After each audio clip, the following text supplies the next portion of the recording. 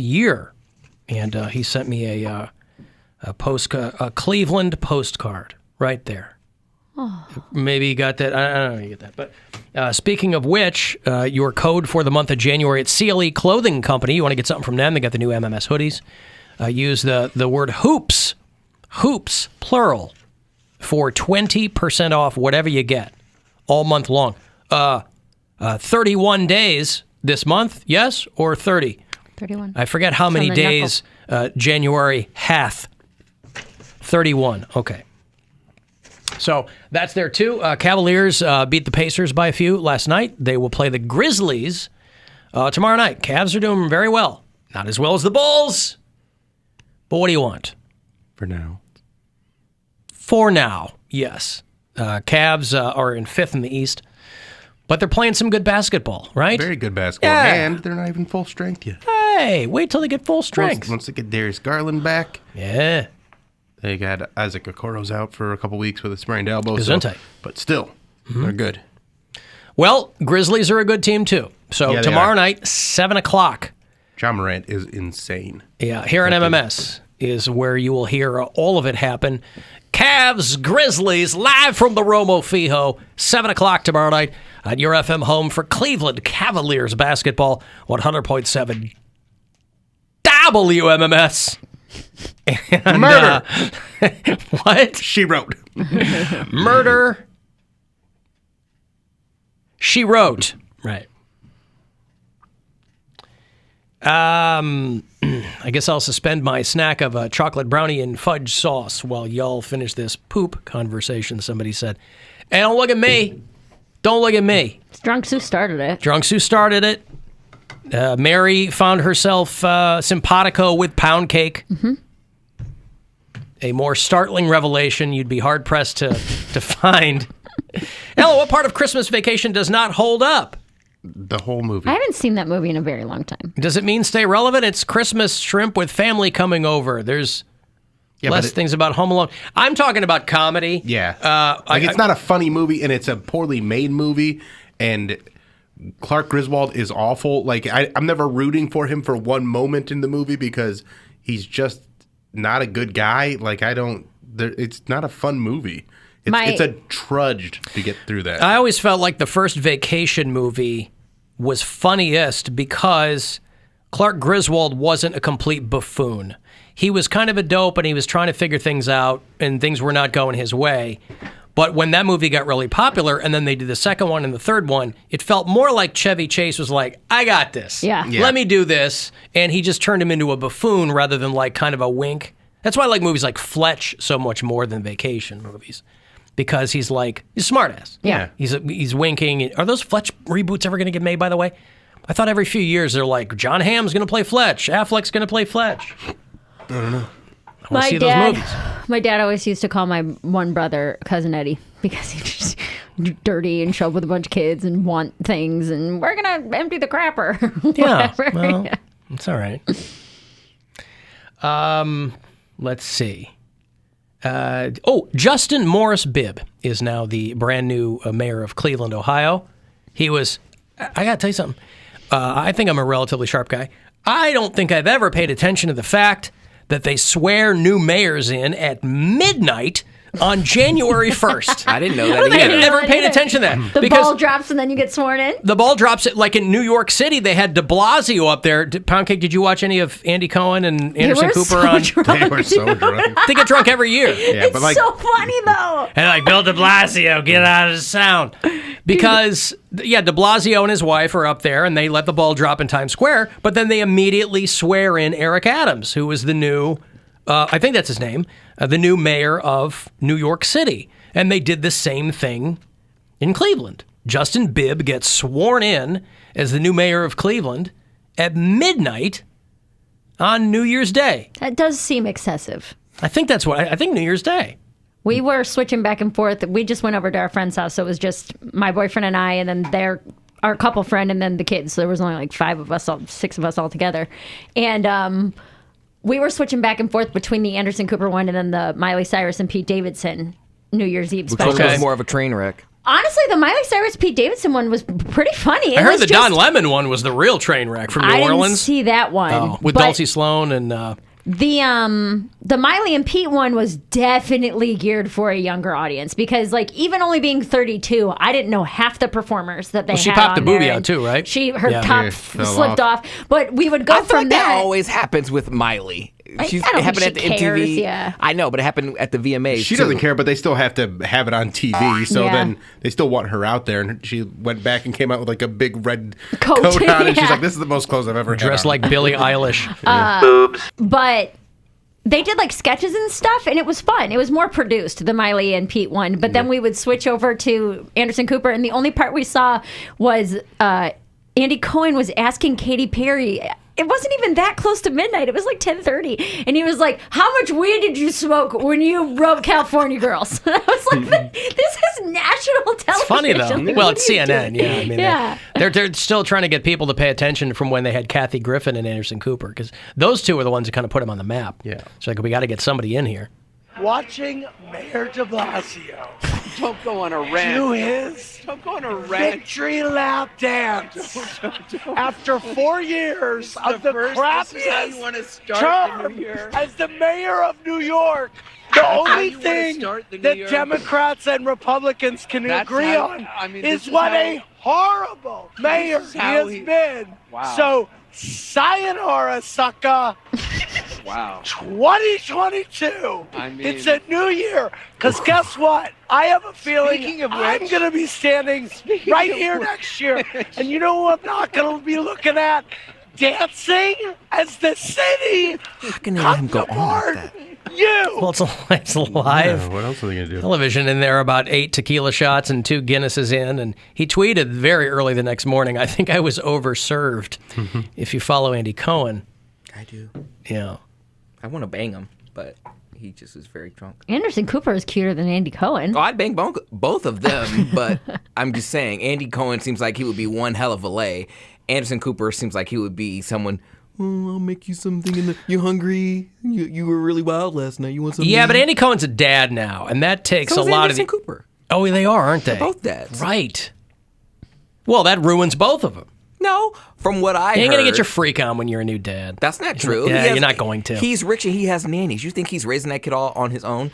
That's got nothing to do with it, though. Your brain changes, man. If you're doing it right and you're committed to doing it right, your brain just changes. I have a friend. I know there's a lot of kids who like have their baby in their bag like it's an accessory, but I'm talking about people who like, you know, gay dudes have kids because they want kids. Yeah, but they right? also They have didn't money to accidentally support a knock kid. anybody up. They didn't, huh? They have money to support a kid, and they have thought You think they're not gonna cruise and get dudes still? No, I don't know about that. If you've seen either of those guys talk about it, they're like, yeah, because when You're do so you, wrong. No. Here's what I'm saying. When do you do that in your life? You come to the conclusion you want a kid when all that other stuff is behind you. No. When these guys are not spring chickens, they're both like 50-year-old guys. And they're both single, and they both have money. They have plenty of nannies. From what I heard, But that's not the point. The point is you don't have a kid when you're 25 and you're still going out all the time. Or you shouldn't. I mean, I'm talking about gay dudes. If you're a rich gay They're dude, still like gay dudes. right, but I'm just saying they're also professionals. They've got jobs that require. They're not. Well, you know what I'm saying? They're not guys hanging out at the Leather Stallion or get whatever. drunk. Yes, they do. But they don't have to do all that. They just have to put it down. And they can still put it down, and that's what Poundcake's saying. From what I heard, I have a friend that lives in the Chelsea area. got Oh, well, a friend in who lives in the Chelsea Chelsea. area. Yeah, he's Oh, got a well, why friend didn't you that- say so? I'm just saying, from right around Gramercy Park or wherever. Is that how it's pronounced? Where they live. You tell us. From what I hear, Andy Cohen has a separate apartment. Like, he has his apartment where he keeps his kid and his security. He has another apartment next door. He's got an F-pad. His stabbing cabin. So, yeah. They're still gay dudes. It doesn't matter, dad or not. You act like parents still don't get down. No. What I'm saying is that these guys are both clearly at a time in their lives where they're like, I'm not going to go out and like publicly be wilding out. You prove my point for me. If he's got a stabbing cabin, I'm not saying they're not doing anything. I'm saying they're not doing it publicly anymore. But that's still.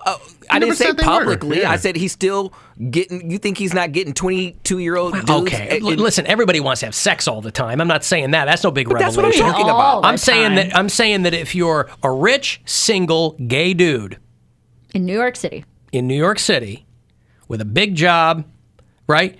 It's not a question of you can afford nannies. It's a question of, and I think a lot of people come to that conclusion. Forget rich gay dudes. Anybody comes to the conclusion, they go, I want to have a kid. It's because they're not going out anymore every night. Or, single women, Yeah. professional women, I want a child. They don't come to that conclusion when they're 23. I mean, Right. if you're a serious, responsible person, right? I know plenty of kids. The miracle is, oh boy, the miracle of childbirth. No stopping it. I'm not talking about people that are like, get knocked up their last year of grad school, or I'm never leaving Berea, so leave it in. All right, easy. You left. You're just on your way back. Just it's fine. Everything's fine. We didn't say it wasn't. I'm not projecting onto you. You're a Berean. Uh-huh. So, Once more. almost. Once more, almost into the breach. When's the move? April. Okay. My lease is technically up in April, but I still had 2 air conditioning units in my windows over the break because I didn't want to take them out because the closet that they went in I had filled with more crap. So I'm like, I know that when I take these out of the windows, I'm going to have to empty out that closet. And then it led to me having to clean out all 4 of the closets in my house. And that's... 4 closets? Wow. Yeah. Well, I have like one in the living room, one in the guest room. Yes, dude. I took out like 3 trash bags worth of stuff that I haven't looked at in 2 years since I moved. And I'm like starting the process of cleaning out that kind of stuff because I'm like, this is so much crap to have to move, which is why getting the movers for Christmas is going to be so great. You're welcome. Because I'm like, dang, dude, where do you get I feel like stuff just accumulates the longer you live in a place. Yeah. Like I'm going through these closets, like I don't even know what this is or where it came from. But Moving's a great way to get rid of a lot of stuff. yeah, I threw out like 3 full trash bags of things that I'm like, I haven't even looked at or thought of this We in might 2 end up years. renting you a van just to get all your stuff to the new place. You're right. But yeah, so I'll be a Berean again in April. Hello. Hello, Bill. Hey, who's this? Bill, you know who this is. Yes, I do. It's It's Wilhelmina, Bill. That's right. Bill, you playing around. You know, I'm messing around a little bit. I haven't talked to you in a while, Bill. How was your holidays?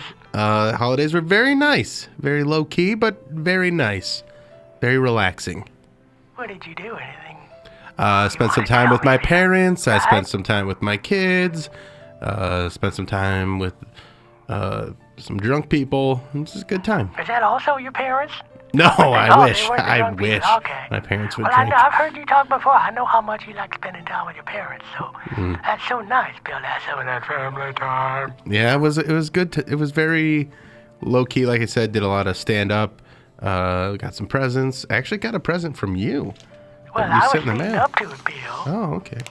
I wanted to know if you got my gift. I did get it, and I noticed that you have relocated to Plop, South Carolina.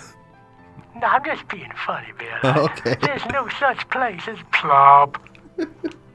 I was just trying to make a joke, Bill. Okay, I so was that- trying to keep up with you. So I won't be doxing you if I tell people what street you wrote down here.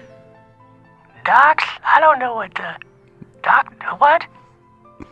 It's What street? it looks like it says Snow Blowing Street. Snow Blowing Street, that's right, in Plop, South Carolina, Bill. That isn't me being funny.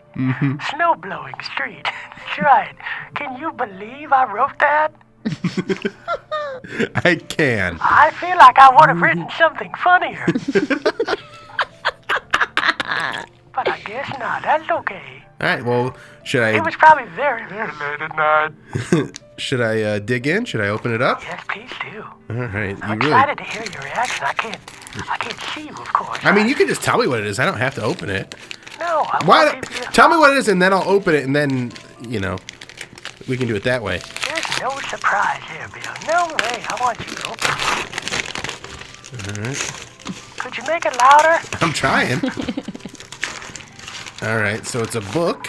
That's not how we do things in Plop, South Carolina, Bill. On Snowblower Street, whatever. It's a book. It's called Pure Ketchup: That's right. History of America's National Condiment, Nice. with recipes. Ooh, ketchup recipes. Yeah. Good as a ketchup book without ketchup recipes. Ketchupies. And Mary, you love ketchup. I love ketchup. Yeah. You don't like mustard, Yeah. but you like ketchup. I don't use a lot of ketchup, but I appreciate. But the you book. will now. Yeah, now that I never knew how to include it in recipes, but and I was also like a little suspect about the history of ketchup, and that's not me anymore because now I can read all about it. What made you want to get me this book? Well, it's just given the tone of our country right now, you might be surprised to learn, Bill, that ketchup has a very racist history. Oh no! And then So I there's a thought you could card. learn a couple of things. I know you're not into ketchup because ketchup is mostly for people that have the taste buds of a baby. And I know that that's not necessarily you. But I have a refined palate. for some reason, Bill, I saw that book and it said Bill to me. So Wow. I thought I would send it all the way from Plop, South Carolina, Bill. Oh, I appreciate it. Plop is kind of the sound it makes when you get ketchup out of a bottle. Yeah. Yeah. You are right, Bill. All right, I got the That's why I card here thought of too. you. Yes, please read the card. It is from the heart. To my sister and her husband, Christmas.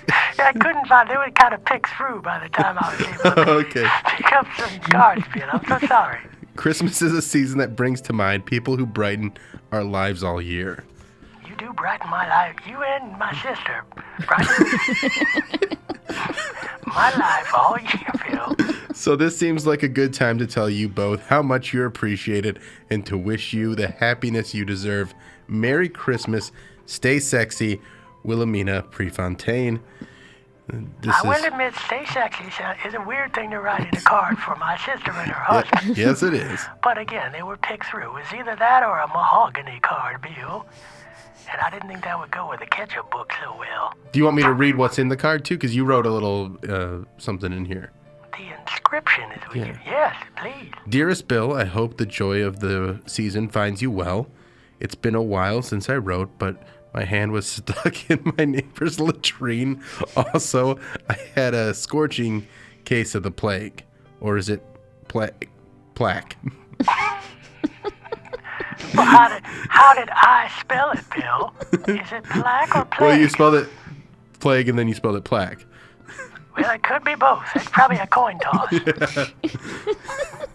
I will tell you I did not have any plague over the holiday. Yes. I did have some plaque. All right, so you said, either way, my teeth are terrible. I love you. What did I write? My teeth are terrible. I don't remember any of this, Bill. I must have been on some medication, some cold medicine or something. Yeah, maybe you're all hopped up on the goofballs. Perhaps I was. Well- Because my teeth aren't terrible. I mean, I do love you, Bill, but I appreciate the book, and I appreciate the card. And that couldn't have been cheap to send all the way from Plop, South Carolina. all the way from Snowblower Street, Bill. I hope that I will see, because I do follow you on the TikToks and all the other. I certainly hope that you'll be showing some of your ketchup recipes, Bill. I absolutely will. Thank you so much. You're welcome, Bill. What's your favorite ketchup recipe? Oh, I like ketchup smoothies.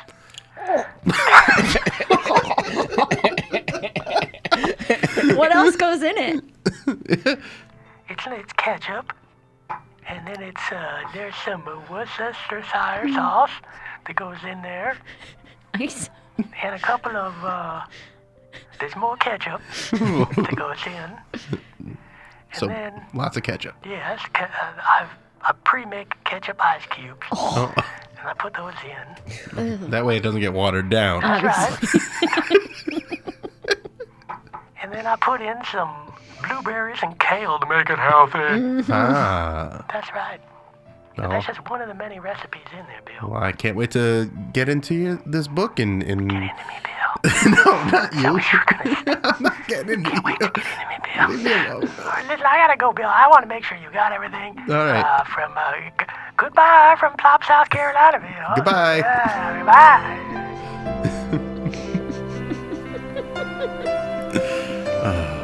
It's exciting. It is exciting. It's always nice to get Gifts. gifts. Are I always feel fun. very It's appreciative. always fun to get gifts. Yeah.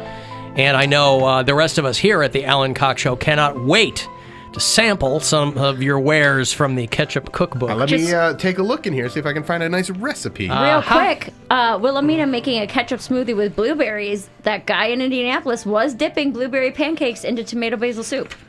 So maybe this is a trend that we're late to. Don't sleep on the ketchup / blueberry combo. The tomato blueberry. Wow, we are really behind the yeah. Hey, here's a nice one. Mussel ketchup. Protein powder. MUSSEL or SCLE? MUSSEL. Yeah. So you You take the mussel. you don't dip your muscles in ketchup or You anything. do squats into a bucket of ketchup. Yum. All right, I've got to take a break here. If you want to get the last word in, shoot me a text 35192 and we'll be back. It's the Alan Cox Show.